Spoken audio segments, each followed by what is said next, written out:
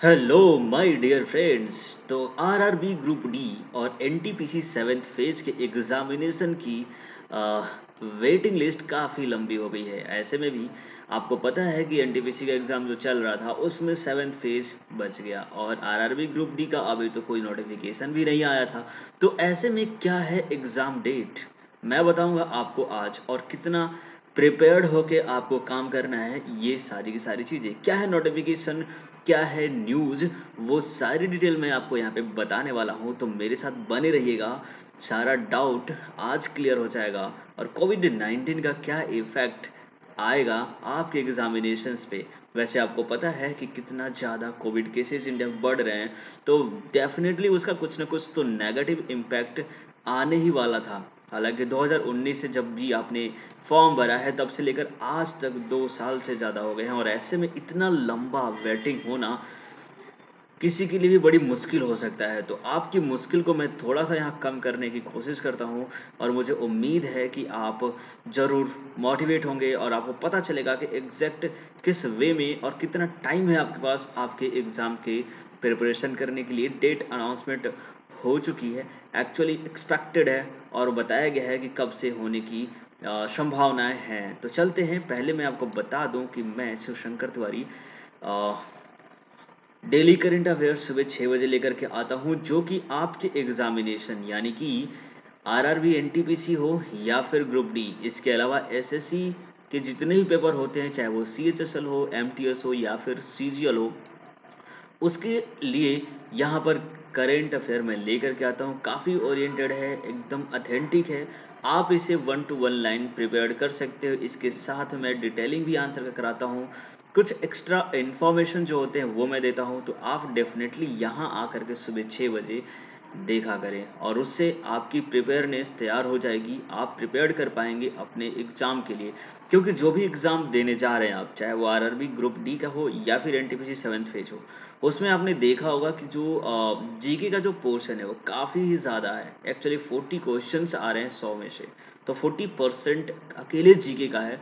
और ऐसे में मैंने जीके को एक अपना टारगेट बनाया है आपके प्रिपरेशन के लिए। तो आप मेरे साथ जुड़ सकते हैं। यहाँ जीके का रोज एक हर रोज में मैं कुछ ना कुछ स्टैटिक जीके से रिलेटेड चीज़ें कराता हूँ, जैसे कि पीएच वैल्यू क्या होती है, अदिश और सदिश राशियाँ क्या होती हैं, और कौन कौन सी राशियाँ हैं, अदिश हैं, सदिश हैं, ऐसे में, या फिर निकनेम ऑफ स्पोर्ट्स पर्सन्स। तो ये सारे डिटेल्स मैं यहाँ पे करा चुका हूँ। आप मुझे मेरे वीडियो के प्लेलिस्ट में जाएंगे, वहाँ पे आपको प्लेलिस्ट में सारा इन्फॉर्मेशन मिल जाएगा। सब्जेक्टिव जीके में लेके आता हूँ, जिसमें history, geography, physics, chemistry and biology के साथ साथ पॉलिटी के क्वेश्चंस मैं कराता हूँ यहाँ पर, जो कि क्वेश्चन क्विज वाइज होते हैं, वहाँ पर आप प्रैक्टिस कर सकते हैं। तो ऐसे में आपका जो जीके का जो प्रॉब्लम है वो यहाँ सॉल्व होने वाला है। जीके का पोर्शन काफ़ी ज़्यादा इंपॉर्टेंट होता है, और इसका वेटेज भी काफ़ी ज़्यादा है। करंट इशू भी लेकर के आता हूँ, जो देश और दुनिया में जो घटने वाली घटनाएं जो आपके एग्ज़ाम के लिए इम्पोर्टेंट हो सकती हैं, और आपके एग्ज़ाम में उनकी वैल्यू या फिर उनसे रिलेटेड क्वेश्चंस आ सकते हैं। तो ऐसे में ये भी जानना ज़रूरी होता है। तो पूरा का पूरा जो सेशन है यहाँ पे सुबह 6 बजे, 8 बजे और 10 बजे, वो सब आपके लिए है, आपके एग्जामिनेशन के लिए। तो कितना ज़्यादा प्रिपरेशन करने की ज़रूरत है, ये मैं आपको एंड ऑफ द वीडियो बता दूंगा। फाइनली आपने अगर मेरे चैनल को सब्सक्राइब नहीं किया तो कर दीजिए, और लाइक अभी कर दीजिए, क्योंकि आपको एक गुड न्यूज़ देने वाला हूँ। तो दोस्तों, जैसा कि आप देख रहे हो, ये है न्यूज़ पेपर कटिंग, जिसको मैंने लिया है यहाँ पर न्यूज़ 18 से। और यहाँ पर जो हेडलाइन है इनका, RRB group D requirement might be delayed. Of course ये डिलेड ही है, ठीक है, क्योंकि अभी जो नोटिफिकेशन आई थी उसमें ये दिया गया था कि जो पेपर है वो अप्रैल में होगा। आपको भी पता होगा। तो ये अनाउंसमेंट किस तरीके से आई है और क्या क्या बातें हैं बताई गई है, मैं उसको आपको बताता हूँ। The requirement exam to fill in Group D level post in the railway are likely to be postponed. Okay, are likely to be postponed. That means कि ये हो सकता है postponed हो जाए। और finally अब अप्रैल लास्ट है, टुडे इज 29 अप्रैल, तो postponed ही समझिए। लेकिन अभी भी आपके पास चांसेज हैं, और यही मैं बताने वाला हूँ कि क्या चांसेस है। The exams were to be held by the Railway Requirement Board in April 2021. Okay, तो यहाँ पेपर होने वाला था अप्रैल में। As per the latest information on the RRB group D exam will not start until the NTPC exams are over. That is the news exactly. यहाँ पर बताया जा रहा है कि अप्रैल में तो होने वाला था आरआरबी ग्रुप डी का पेपर, बट हुआ क्या एक्चुअली कि उन्होंने एक नोटिफिकेशन दी थी जिसमें ये बताया गया था कि आरआरबी ग्रुप डी का जो एग्जाम है वो तब तक स्टार्ट नहीं होगा जब तक एनटीपीसी का एग्जाम खत्म नहीं हो जाता। तो जरूरी ये है कि पहले एनटीपीसी का एग्जाम खत्म हो जाए, यानी कि जो लास्ट यानी कि सेवेंथ फेज बचा है जिसमें लगभग 15 लाख कैंडिडेट एग्जाम देने वाले थे, तो उनका एग्जाम अभी हो गया है पोस्टपोन। क्या बताया जा रहा है कि the board has recently due conduct the NTPC sixth phase exam from April 1 to 8. However, the seventh phase exam might get delayed due to the rapid increase in COVID-19 cases. तो definitely Covid 19 की वजह से सिर्फ RRB NTPC seventh page ही नहीं बल्कि SSC CHSL CGL UPSC के papers सारे paper delayed हो गए हैं। जेई के पेपर जो होने वाले थे वो भी पेपर डिले कर दिए गए हैं, पोस्टपोन कर दिए गए हैं। तो ऐसे में आपको थोड़ा सा सब्र रखने की और ज़रूरत है। अगर आप एनटीपीसी सेवंथ फेज का एग्ज़ाम देने वाले हैं तो आपको वेट करना नहीं चाहिए बल्कि आपको प्रिपरेशन करना चाहिए, क्योंकि ये एग्ज़ाम जैसे ही कोविड केसेस में थोड़ी सी सुधार देखने को मिलता है तो वैसे ही आपका पेपर कंडक्ट करा लिया जाएगा, क्योंकि सारी चीज़ें ऑलरेडी रेडी हो चुकी हैं। ये एग्ज़ाम जो है प्रोसेस में ऑलरेडी था, तो डेफिनेटली आपका पेपर जो है वो हो ही जाएगा। Nearly 15 lakh students are expected to take the RRB NTPC 7th phase exam. RRB has announced to fill more than 1 lakh posts through the Group D exams in March 2019. तो आपने जब form भरा था तो आपको पता होगा कि मार्च 2019 में ये जो पोस्ट आई थी ग्रुप डी की जिसमें लगभग 1 लाख से ज़्यादा वैकेंसी है, और ये काफ़ी ज़्यादा वैकेंसी है और इसलिए लोगों की बेसब्री से इंतजार है। और हम समझ सकते हैं कि 2019 से 2021 तक का सफ़र कितना ज़्यादा लंबा है। बट ये आरआरबी का इतिहास है कि उसने कभी भी एक साल में एग्ज़ाम पूरा किया ही नहीं है ना? तो घबराने की बिल्कुल भी ज़रूरत नहीं है, आपके पास मौके हैं और मौके की तलाश सबको होती है, और जब भी मौका मिले तो उसका फ़ायदा पूरा उठाया करो। आपके पास टाइम है वेल प्रिपरेशन होने के लिए। कट ऑफ चाहे 99 चला जाए लेकिन आपका नंबर आना चाहिए, बस इतना ध्यान लगा लो और जम के पढ़ाई करो। Okay, as the reports around 11.5 crore candidates have applied for the exam। तो देख लो कंपटीशन काफी ज्यादा है, दैट इज 1 लाख पोस्ट के लिए 11 करोड़ लोगों ने फॉर्म भरा है। यानी कि ये आप अगर कंपैरिजन करो तो 1 लाख में कितना गुना हो जाएगा, ये 110 गुना से भी ज्यादा है ना।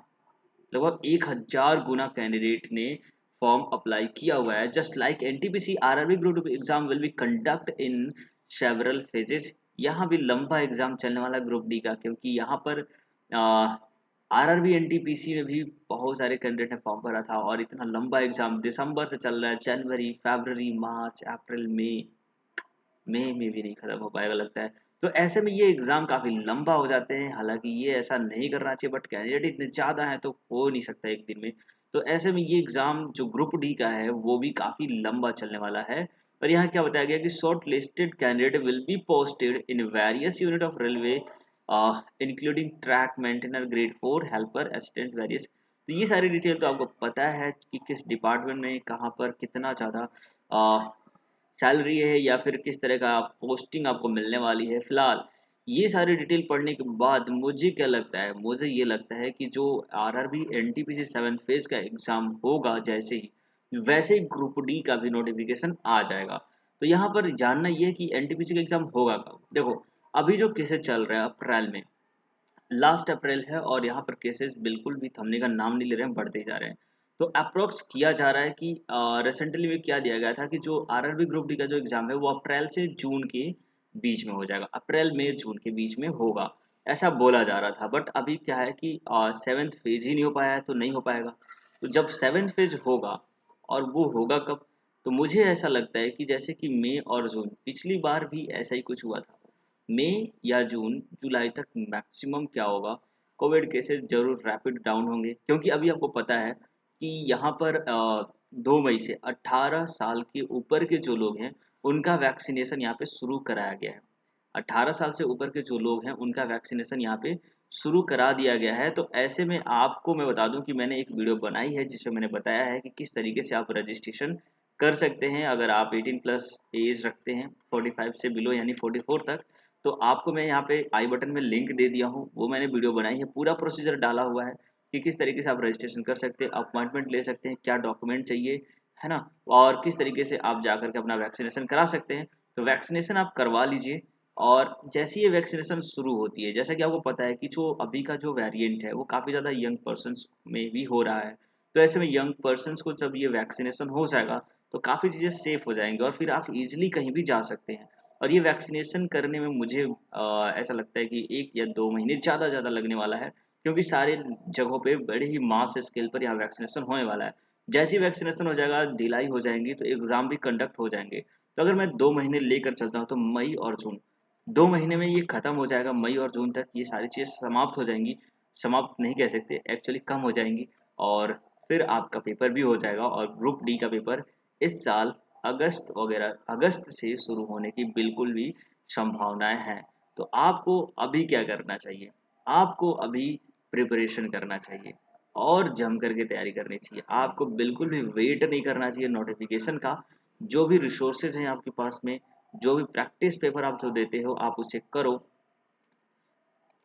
और जो यहाँ पर मैं तैयारी कराता हूँ, डेली करंट अफेयर, जीके का dose, subjective GK, current issues, इन सभी के ऊपर आप अपना व्यूज दे सकते हो और आकर के यहाँ पढ़ सकते हो, क्योंकि यहाँ पर जो मैं चीज़ें पढ़ाने वाला हूँ, जो मैं चीज़ें बताने वाला हूँ, वो टू द पॉइंट आपके एग्जाम के लिए, आरआरबी, एनटीपीसी, ग्रुप डी और एसएससी, इन सभी एग्जामों में लगभग लगभग कॉमन सिलेबस है, कॉमन जो उनका डिफिकल्टी लेवल है वो सब कॉमन है। ऐसे में आप यहाँ पर आकर के इजीली पढ़ सकते हैं, और मैं टारगेटेड पढ़ाई कराने वाला हूँ। और 2-3 महीने में जो भी करंट अफेयर जो इंपॉर्टेंट होते हैं, जो सब्जेक्टिव जीके, एक्चुअली ये ज़्यादा इंपॉर्टेंट है, और साथ में जीके का डोज ये भी काफ़ी ज़्यादा इंपॉर्टेंट है, क्योंकि यहाँ पर मैंने जो वीडियो बनाई है वो टू द पॉइंट आपके एग्जाम से रिलेटेड है, और इसमें कुछ मैंने ट्रिक्स भी कराई हैं, तो डेफिनेटली आप यहाँ पे बने रहिएगा। तो चलिए, उम्मीद करता हूँ आपको चीज़ें समझ में आ गई होंगी, थोड़ा बहुत मोटिवेशन आया होगा, थोड़ा बहुत क्या बहुत, क्योंकि देखो अभी क्या है, कोविड-19 की केसेस चल रही है, और ऐसे में मोटिवेशन रखना बड़ी बात होती है, पॉजिटिव एटीट्यूड रखना बड़ी बात होती है, और पॉजिटिव